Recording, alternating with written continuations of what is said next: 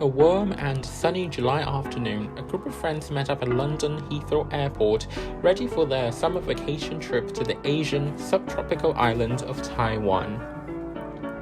Oh my god, I still can't believe I'm finally going to Taiwan again after so many years, exclaimed Eliza as she unloaded her luggage from the van.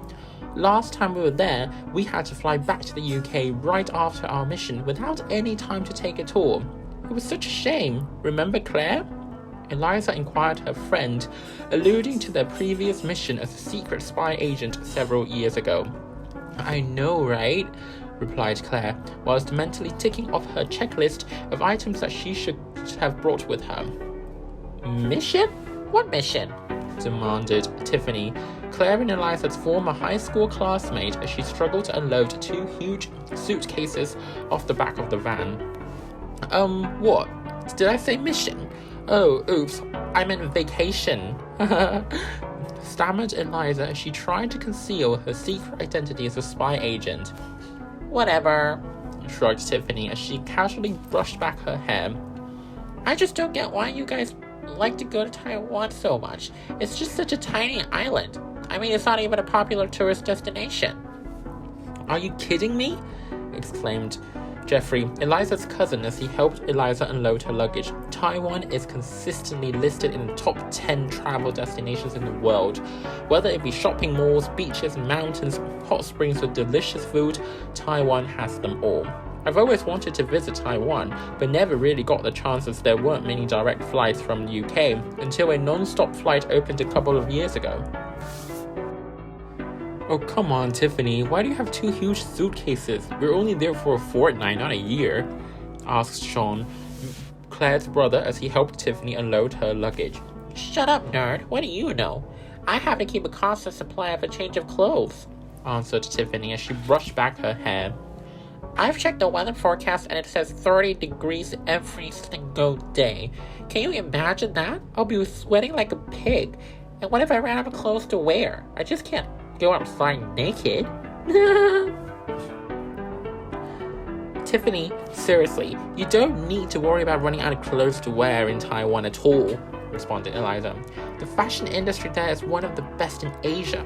From top global brands in luxurious shopping malls to affordable fashion items in night markets, you have such a wide selection everywhere you go. After they finished unloading their luggage from the van, they entered the airport's departure terminal and located a check-in counter, which was already full of people in a super long queue. Oh my god, how long do we have to wait in this long line? Exclaimed Tiffany as she started getting impatient even before she joined the queue. I told you Taiwan's such a popular tourist destination, said Jeffrey, shrugging. Don't worry, answered Sean. We can exchange some money in the currency exchange bureau over there before we join the queue. I don't need to change any money, said Tiffany, taking out her purse. I have loads of leftover renminbi from my trip to China last year. I've only exchanged several £100, but still, I didn't spend it all as there just wasn't anything to buy there. Oh, come on, do your research, Tiffany, answered Jeffrey. Taiwan has a different currency to mainland China. It's called the New Taiwan dollar. You'll probably need more than several £100 this time. There aren't so many goods to buy in Taiwan that you'll probably spend it all. Damn, really? Replied Tiffany. £5,000 it is then.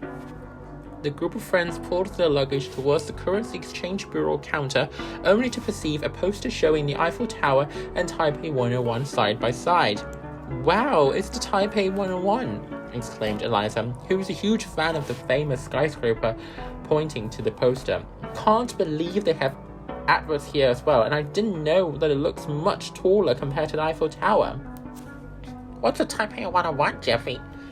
Inquired Tiffany. Gosh, Tiffany, you didn't know?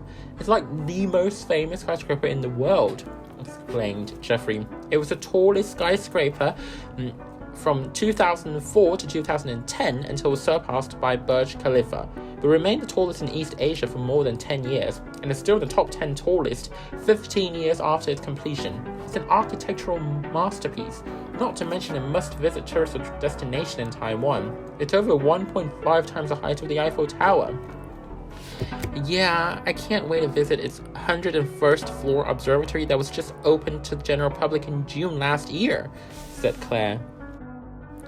After the group of friends have finished exchanging some money for their trip to Taiwan, they headed back to the check-in counter only to perceive that the number of passengers queuing didn't seem to have reduced at all.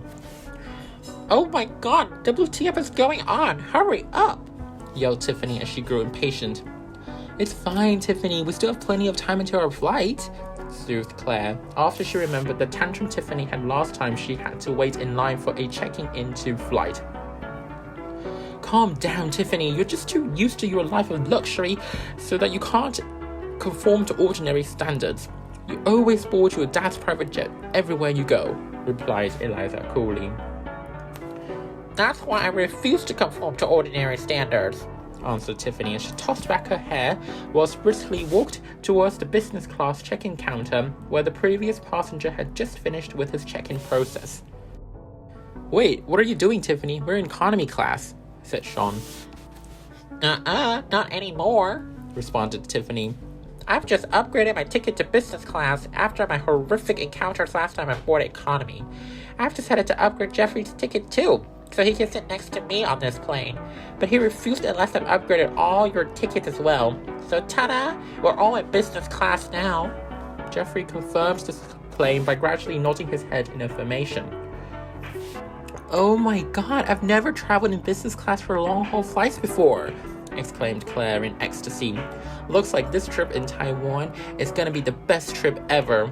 Thank you so much, Tiffany. You're the best."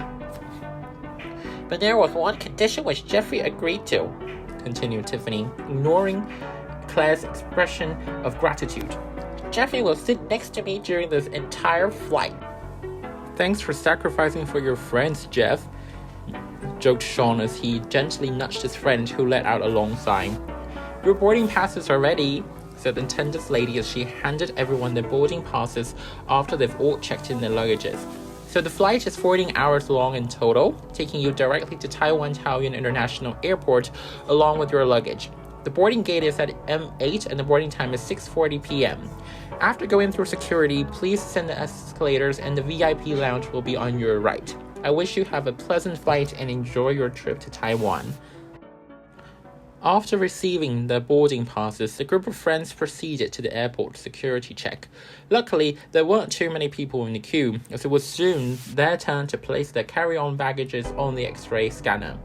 Nevertheless, Tiffany, who was not used to boarding passenger jets, walked through the security door with all her baggage.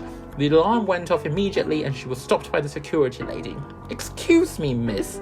Please place your luggage in the X-ray machine and walk through the security door again," said the security lady in uniform impatiently. "Oh my god, what a hassle!" exclaimed Tiffany impatiently as she started shouting.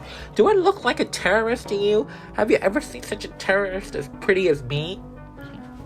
"These are the rules of the airport which everyone must comply, regardless if you're a terrorist or not," replied the lady patiently.